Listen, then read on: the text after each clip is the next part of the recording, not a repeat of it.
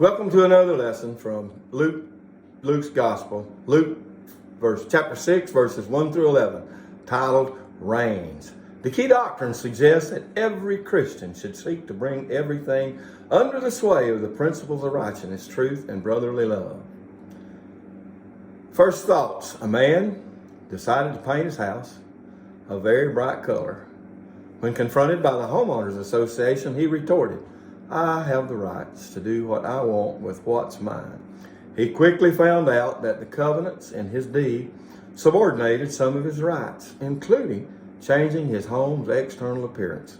It's interesting how we feel offended when our desires are curtailed, yet we fail to recognize the desires of the one who reigns over everything.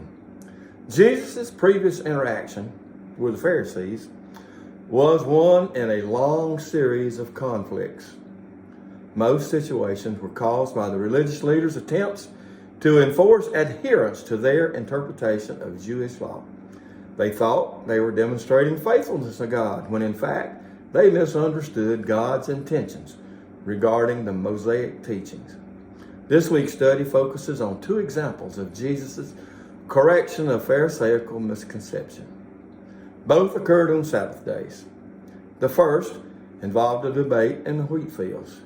Jesus used it to illustrate the true purpose of the Sabbath, but more importantly, he asserted his prerogative as Lord of the Sabbath. The second situation involved Jesus' healing of a man with a paralyzed hand.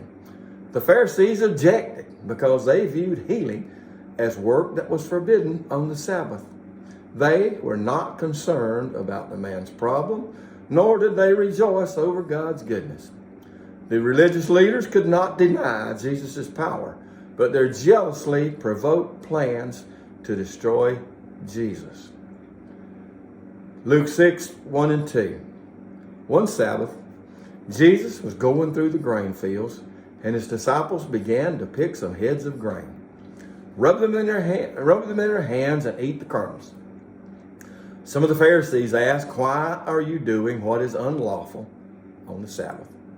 Many of Jesus' conflicts with religious leaders occurred in the context of the Sabbath. The term Sabbath generally referred to the seventh day of the week, but was also applied to other holy days throughout the year, such as the Day of Atonement. Sabbath laws addressed ways people should honor the Lord by refraining from certain behavior on the Sabbath.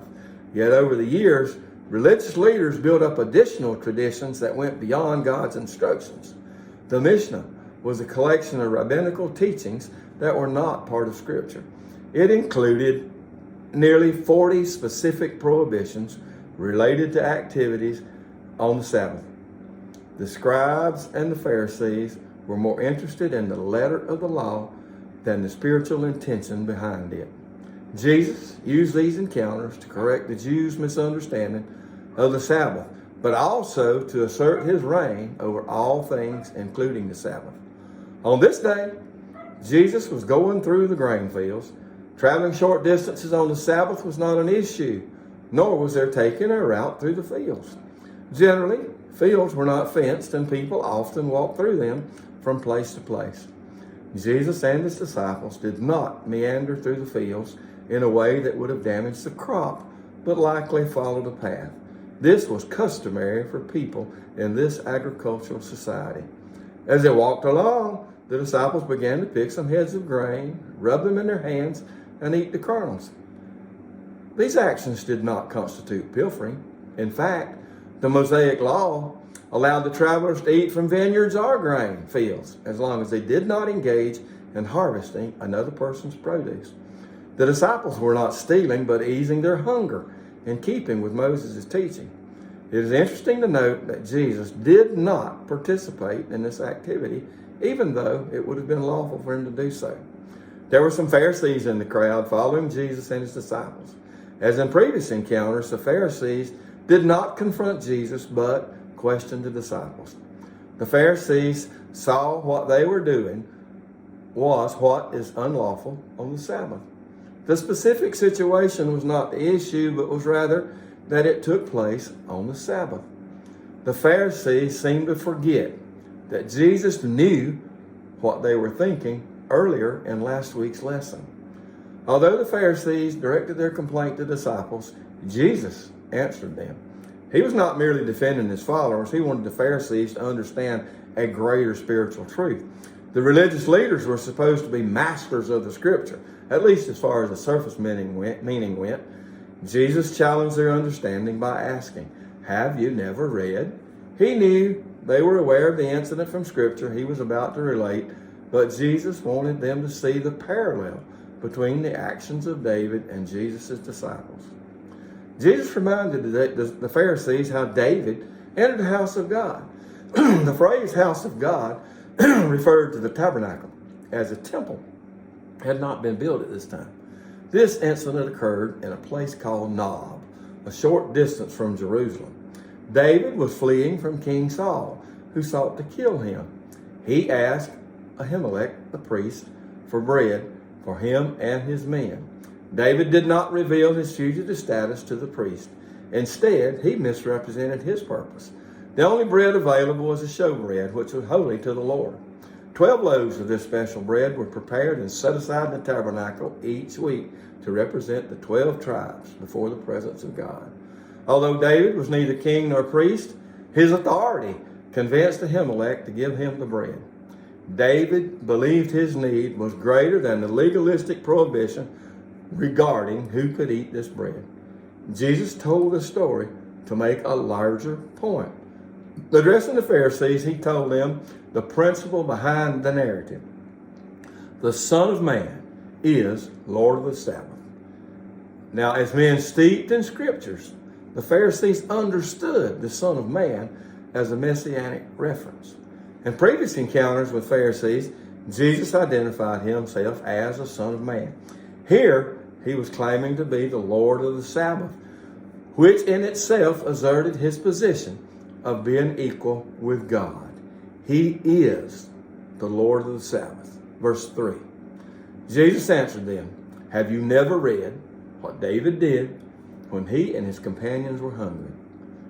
He entered the house of God and taking the consecrated bread, he ate what is lawful, only for priests to eat. And he also gave some to his companions. Then Jesus said to them, the Son of Man is Lord of the Sabbath." Some people are interested in maintaining a religious tradition above all else. Like these Pharisees, we can fall into the trap of failing to see the spiritual intention behind the laws. Jesus is Lord over all his creation. The Sabbath was holy to the Lord. If Jesus were the Son of Man, then he also had reign over all that God created, including the Sabbath. Verse 6, on another Sabbath, he went into the synagogue and was teaching. And a man was there whose right hand was shriveled. This phrase, on another Sabbath, as Jesus was teaching, implies he maintained a good relationship with the local congregation and its rabbi. Despite the ongoing disputes with the Pharisees were always looking for something they could use against Jesus. Verse 7, the Pharisees and the teachers of the law were looking for a reason to accuse Jesus. So they watched him closely to see if he would heal on the Sabbath. If you remember in last week's lesson, Jesus not only healed a man, but forgave his sins as well. Verse 8, but Jesus knew what they were thinking and said to the man with the shriveled hand, "Get up and stand in front of everyone." So he got up and stood there. Scripture does not tell what caused the man's shriveled hand. Perhaps it was from a farming accident. Jesus used the opportunity to demonstrate his compassionate power to heal and to further instruct what is proper Sabbath activity. Lord of the Sabbath, as Lord of the Sabbath, he also reigned over sickness. The man, he did not ask Jesus why he was to stand. He simply obeyed Jesus. What a message for believers today. Never question Jesus, just obey. Jesus turned his attention to the religious leaders. They wanted to use this opportunity to trap him. If he healed a man, they would charge him with profaning the Sabbath. On the other hand, if he did not help the man, he could be accused of lacking power publicly. He could be accused of lacking power.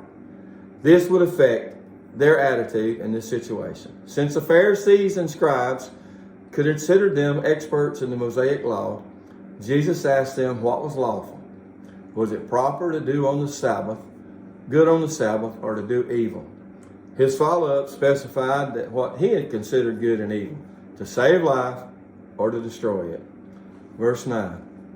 Then Jesus said to them, I ask you, which is lawful on the Sabbath, to do good or to do evil, to save life or to destroy it?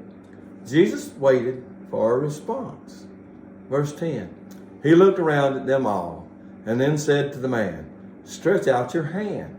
He did so, and his hand was completely restored. There was an element of faith in this man's obedience. His obedience demonstrated his faith and resulted in his hand being restored. This angered the Pharisees. Verse 11. But the Pharisees and the teachers of the law were furious and began to discuss with one another what they might do to Jesus. Rather than being happy that a man had regained use of his hand, they were so furious with Jesus that they plotted what they might do to him. Their concern for religious tradition and Jesus' challenge to their authority invoked their hatred and prompted plans against him. Their evil intent contrasts with the good Jesus did, both happening on the Sabbath. Believers must place human needs above ritual practices. Jesus' compassion led him to heal, even though his actions went against popular ideas about what was proper for Sabbath activities. Our response to Jesus' lordship should include being instruments of his compassion toward hurting people. How can we become open to truth rather than become defensive? We believers must place human needs above ritual practices, and yet we can twist that principle to make foolish choices also. People are not consistent in our definition of human needs. Maybe we choose based on preference instead of something godly. In closing, let me ask you to think about the Sabbath. Scripture says we are to keep it holy. What does this truly mean to us? Think about this. Maybe look back, just look around and see all the many things that take place on Sunday, which we consider to be the Sabbath. As I close, let me remind you that our Sunday school classes are taking place on Sunday at 9:30 in our Sunday school classrooms back on site at First Baptist Church, Bonifay. We welcome to see you there, and thanks again for watching and listening to this video. Till next time, and may God bless you.